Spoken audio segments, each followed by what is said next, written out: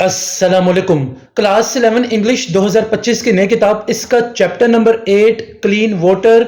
Students, इस video में आपके साथ मैं शेयर करूंगा इस चैप्टर के pre reading, while reading, exercise के क्वेश्चंस के आंसर तो मैं शेयर करूंगा, मगर साथ में इसी चैप्टर के एक्सरसाइज के बाकी जितने भी सवाल हैं वो भी आपके लिए इसी वीडियो में मैं सॉल्व करूंगा।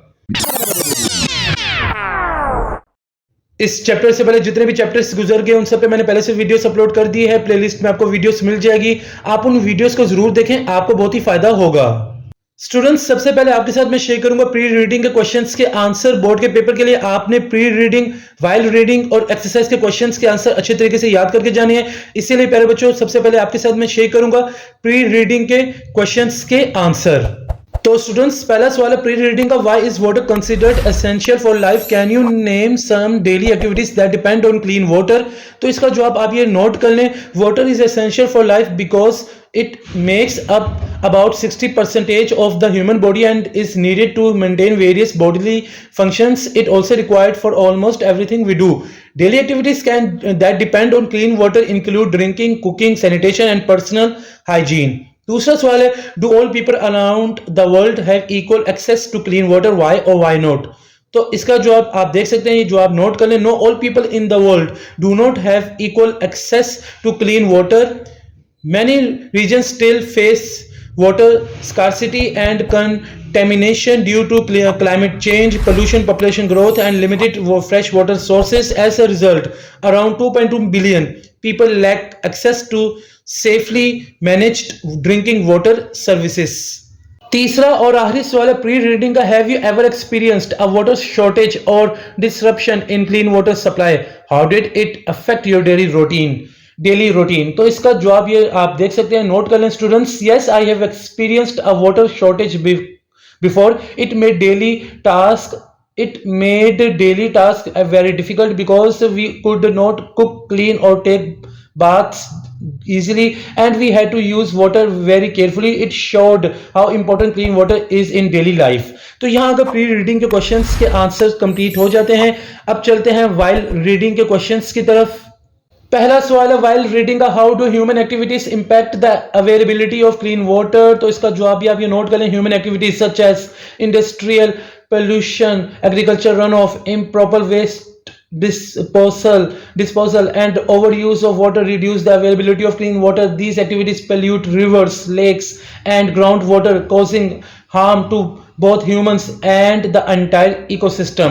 इसके बाद अगला सवाल है वाइल रीडिंग का, how does inadequate access to clean water affect agricultural productivity? तो इसका जवाब ये नोट कर लें स्टूडेंट्स आप, without clean water farmers struggle to irrigate crops and raise livestock, which leads to lower crop yields, food shortage and economic hardship. This also increase food price and affects both local and global market. अगला सवाल है while reading का, why is it important for various groups including governments and local communities to collaborate on water challenges? तो students का जवाब आप ये note करें, collaboration is important because water issues are complex and require multiple solutions. Governments, organizations and communities must work together to improve water infrastructure, manage waste properly, promote conservation and support sustainable water use. Working collectively makes solution more effective and long lasting. तो ये था इस सवाल का जवाब। अगले सवाल है आपका वाइल रीडिंग का, why are education and awareness important for improving water access and quality? इसका जवाब स्टूडेंट्स आप ये तहरीर कर ले, लिख लें, education and awareness help people understand the importance of clean water and proper sanitation. When people learn how pollution and misuse harm water sources, they become more responsible and take steps to protect and conserve water. Awareness also encourages communities to support projects like building wells and water treatment facilities. तो यहाँ आकर इस chapter के while reading के भी questions complete हो जाते हैं। उम्मीद करता हूं आपने सब सवालों के जवाब नोट कर लिए होंगे। एक्सरसाइज को स्टार्ट करते हैं स्टूडेंट्स। पेज नंबर 99 पे आपने आ जाना, रीडिंग एंड क्रिटिकल थिंकिंग। पहला सवाल ए, आंसर द फॉलोइंग क्वेश्चंस। इस चैप्टर के क्वेश्चन आंसर स्टार्ट होते हैं। पहला सवाल है, the author use cause effect frequently through out the text, choose one instance and explain how this pattern helps the reader understand the seriousness of water related issues. तो इसका जो आप ये तहरीर कर लें, आप नोट कर लें, the writer shows cause and effect when explaining the human activities and climate change are threatening clean water resources, which leads to water scarcity and harm to ecosystem. This pattern helps the reader understand how misusing the small amount of fresh water available results in serious danger to both humans and the environment. It makes the seriousness of the issue clearer by showing the direct consequences of careless actions. दूसरा सवाल है, identify a paragraph where the writer presents a problem solution structure. Do you think the solution offered is realistic and achievable in the context of Pakistan? Justify your response. तो इसके जवाब की तरफ चलते हैं students. A problem solution pattern appears where the passage explains that many regions struggle with water scarcity and contamination, and the suggests solutions such as improving water infrastructure, promoting sustainable water use, and community-based efforts like rainwater harvesting and watershed management. This solution can be realistic in Pakistan if proper planning, government support, and community involvement are ensured, because Pakistan also faces water shortages and misuse, and such community-based efforts can help conserve and manage water better. तो ये था दूसरे सवाल का जवाब. तीसरा सवाल है, how does the use of reasons and conclusions in the final paragraph strengthens the writer's argument refers to specific lines in your answers. तो इसके जवाब की तरफ चलते. In the final paragraphs, the writer uses reasons and conclusion to emphasize the need of collective action. The text explains that access to clean water supports health, environmental sustainability, and economic development, and conclude that ensuring clean water for all is necessary for global well-being. This strengthens the argument by clearly connecting clean water to essential aspects of life and progress. Question number 4. Can you find an example where the organizational pattern changes within the same paragraph? What effects does this shift have on the reader's understanding? तो इसका जवाब note करें. Within the same paragraph discussing environmental impacts, the writer shifts from describing pollution of rivers, lakes, and wetlands of discussing the harm to aquatic life and loss of habitats. This shift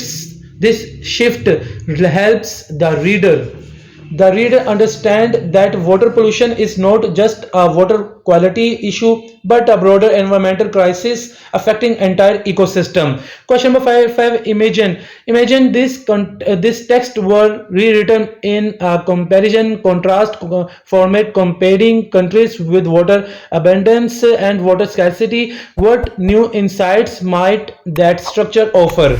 तो इसका जवाब देखें student आप. If the text were rewritten in comparison contrast format between water rich and water scarce countries, it would highlight difference in lifestyle, health conditions, agriculture productivity, and economic opportunities. This structure might show how unequal access to clean water affects development and quality of life, providing a clearer perspective on global inequality. अगला सवाल है question number 6 आपका. Why is it important to distinguish between fact and opinion, or between evidence and generalization when reading informational text like this one? How does it affect your understanding? तो इसके जवाब की तरफ चलते हैं students. It is important to distinguish between fact and opinion because facts are based on research, data, and evidence, while opinions may be personal views. Understanding whether a statement is supported by evidence helps the reader trust the information and avoid misunderstanding. It allows the reader to clearly see the seriousness of the clean water issue based on proven data such as WHO statistics. तो ये था question number 6 का answer. Question number 7 आपका. What are some community based initiatives mentioned for improving access to clean drinking water? तो इसके जवाब की तरफ चलते हैं. The passage mentions community-based initiatives such as rainwater harvesting, water conservation, and watershed management. These practices encourage local people to protect water sources, reduce wastage and increase the availability of clean drinking water.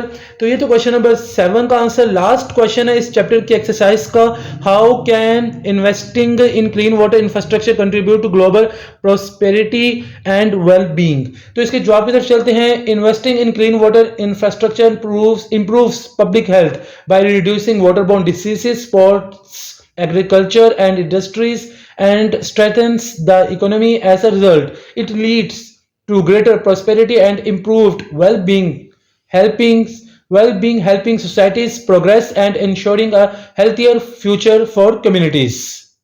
इसके बाद students आपने page number 100 पे आ जाना है। B वाला सवाल, choose the correct options. आपने इनको भी अच्छी तरीके से याद करके जाना है। बोर्ड के पेपर में यहाँ से आपके एमसीक्यूज आ सकते हैं।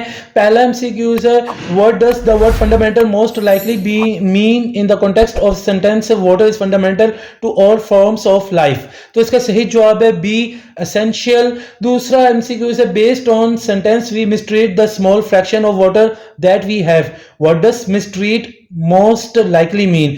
इसका सही जवाब है ऑप्शन सी, अब्यूज। तीसरा है, in the sentence clean water specifically is vital for drinking, cooking, sanitation and hygiene, what does the word vital most likely mean. इसका सही जवाब है ऑप्शन सी, एसेंशियल। चौथा एमसीक्यू है, what does word contaminated most likely mean in the sentence contaminated water can harbour harmful bacteria, viruses, parasites and chemicals. इसका सही जवाब है ऑप्शन बी, पोल्यूटेड।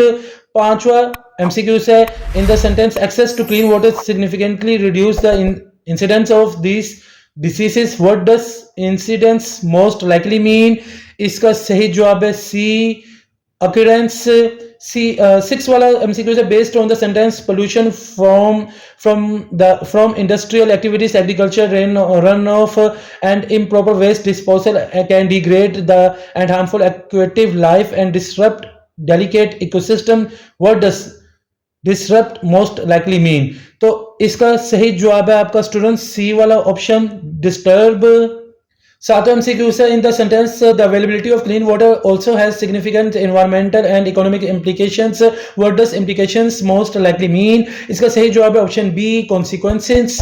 आठवां एमसीक्यू है, what does the word vulnerable most likely mean in the sentence children are particularly vulnerable to these diseases। इसका सही जवाब है ऑप्शन सी। तो यहाँ कर चूज द करेक्ट ऑप्शन वाला सवाल भी कंप्लीट हो जाता है।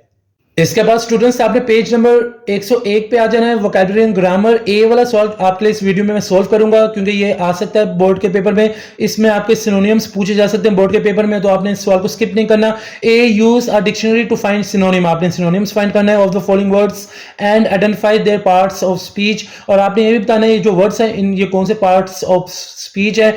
Additionally use and online resources to find the pronunciation of each word, और आपने pronunciation भी बतानी इनकी। तो इस सवाल में तीन चीजें आपसे पूछी गई, synonyms, parts of speech and pronunciation। तो वर्ड है courage, inequality, इसके बाद initiative, adversity, generate, इसके बाद comprehend। तो स्टूडेंट इस सवाल को भी मैंने आपके लिए सॉल्व कर दिया। इसके सोल्यूशन की तरफ चलते हैं। तो स्टूडेंट्स इधर यहाँ मैंने वर्ड के पार्ट्स ऑफ स्पीच भी बता दिए और इनके सिनोनिम्स भी बता दिए, तो आपने नोट कर लेना। इंपॉर्टेंट सवाल है। करेज है पहला वर्ड, तो ये नाउन है। सिनोनिम इसका ब्रेवरी और बोल्डनेस है। दूसरा वर्ड है परसुएड, ये वर्ब है। कन्विंस है, इन्फ्लुएंस है। तीसरा इनइक्वालिटी, ये नाउन है। सिनोनिम इसका अनफेयरनेस है, इम्बैलेंस है। नेक्स्ट वर्ड है जेनरेट, ये वर्ब है। सिनोनिम इसका प्रोड्यूस, क्रिएट है। मैग्निफिसेंट का है एडजेक्टिव। सिनोनिम इसका स्प्लेंडिड, ग्रैंड, इंप्रेसिव है। नेक्स्ट वर्ड है डेटेरिएट का है, वर्ब है। सिनोनिम इसका वर्सन, डिक्लाइन है। इनिशिएटिव का है एडजेक्टिव। सिनोनिम इसके क्रिएटिव, इन्वेंटिव है। अगला वर्ड है कॉम्प्रिहेंड, तो ये वर्ब है और इसके सिनोनिम है अंडरस्टैंड, ग्रैस्प। एडवर्सिटी का ये नाउन है और सिनोनिम्स का हार्डशिप और डिफिकल्टी है। उम्मीद करता हूं आपने इसके सिनोनिम्स नोट कर लिए होंगे और पार्ट ऑफ स्पीच को भी नोट कर लिया होगा। पेज नंबर 103 पे आपने फिर आ जाना। सी वाला सवाल है, right sentences using the following pairs of commonly confused words. Pair of words ये है इंपॉर्टेंट, काफी सवाल है, आपने इसको भी अच्छी तरीके से याद करके जाना है। बोर्ड के पेपर में ये भी सवाल आ सकता है। तो पहला वर्ड है स्टेशनरी, तो स्टेशनरी का पहला जो वर्ड है ई वाला, अगर स्टेशनरी की बात करें तो इसका सेंटेंस आप देख सकते हैं, I bought new stationery for school including pens and notebooks. दूसरा ए वाला स्टेशनरी का है, the car remained stationary at the red light. Next word है देन तो अगर पहले बात करें देन ए वाले की, तो इसका Ali is taller than his brother, आप देख सकते हैं। फिर अगला ई वाला देन का मतलब we went to the park and then we had ice cream. फिर अगला वर्ड है मोरल, तो इसमें मोरल का सेंटेंस है the teacher टीचिस a valuable moral about honesty. फिर अगला वर्ड है moral, the teachers kind words boosted the students moral. फिर नेक्स्ट वर्ड है नेवल, तो पहले ए वाले नेवल के मतलब सेंटेंस शेयर करते हैं, Pakistan has a strong naval force to protect his seas. फिर ई वाला नेवल का है, the doctor cleans the baby's navel carefully. फिर अगला नेक्स्ट वर्ड स्टूडेंट आप देख सकते हैं इलिक्ट ई वाले इलिक्ट की अगर बात करें, the teacher tried to elicit the correct answer from the student. फिर नेक्स्ट फिर आई वाला जो इलिक्ट है, the police arrested him for selling illicit drugs. Next word wander, don't wander alone in the forest, it can be dangerous. Wonder का है, I wonder what makes the stars shine so brightly. Latest last अगला word है, तो इसको मैं पहले latest का sentence share कर देता हूं, have you read the latest news about the new smartphone. Last का this is the last chapter of book. फिर नेक्स्ट वर्ड है नाउ, तो नाउ का we should start our homework now, तो नो का है I didn't know the answer of that question. Patience and patient, तो इसका सेंटेंस शेयर कर दो, you need a lot of patience for patience to teach young children. Patient का है, the patient is recovering well after the surgery. फिर अगला word है adopt, तो अडोप्ट का सेंटेंस है, the couple decided to adopt an orphan child. Adept का है, we must adept to new technology to stay up to date. तो यहां आकर ये जो पेयर ऑफ वर्ड्स वाला सेंटेंस है, ये भी सवाल कंप्लीट हो जाता है। तो इस तरीके से स्टूडेंट्स इस चैप्टर की एक्सरसाइज कंप्लीट यहां हो जाती है। एक नई वीडियो में आपसे फिर मुलाकात होगी, मुझे इजाजत दें, जज़ाकल्लाह।